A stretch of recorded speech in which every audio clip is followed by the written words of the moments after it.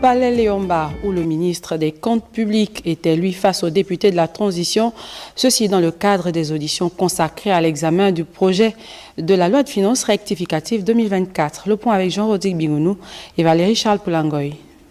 En se mettant en lieu et place de son collègue Maïs Mouissi en charge de l'économie et des participations empêchées, le volet ressources de l'État à l'appréciation des honorables députés de la transition, membres de la commission des finances, du budget, de la comptabilité publique et des affaires économiques dans le cadre du projet de loi de finances rectificative 2024, le ministre des Comptes publics, Charles Amba, a d'entrée de jeu situé le cadre de référence de la dite loi.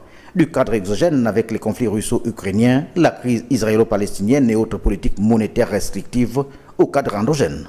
Au plan national, l'activité économique bénéficierait de l'accélération de la mise en œuvre des projets prioritaires d'investissement en cohérence avec la vision et les très hautes orientations de M. le Président de la Transition, Président de la République, chef de l'État, ainsi que les engagements de M. le Premier ministre, chef du gouvernement.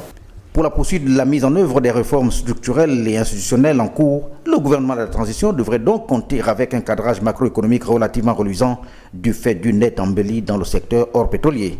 Sur la base des principales hypothèses arrêtées par le cadrage macroéconomique et budgétaire, le projet de budget de l'État est équilibré en recettes et en dépenses à 4 493,4 milliards de francs CFA contre 4 162 milliards de francs CFA arrêtés dans la loi de finances initiale 2024, soit une hausse de 331,4 milliards de francs CFA.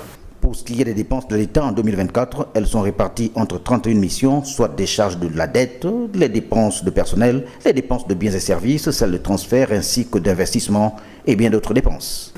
Les dépenses de l'État, nettes des affectations aux tiers, 108 milliards de francs CFA, évaluées à 4 385,5 milliards de francs CFA, sont réparties en dépenses budgétaires, 2 818,4 milliards de francs CFA, et en charges de trésorerie et de financement, 1567,1 milliards de francs CFA.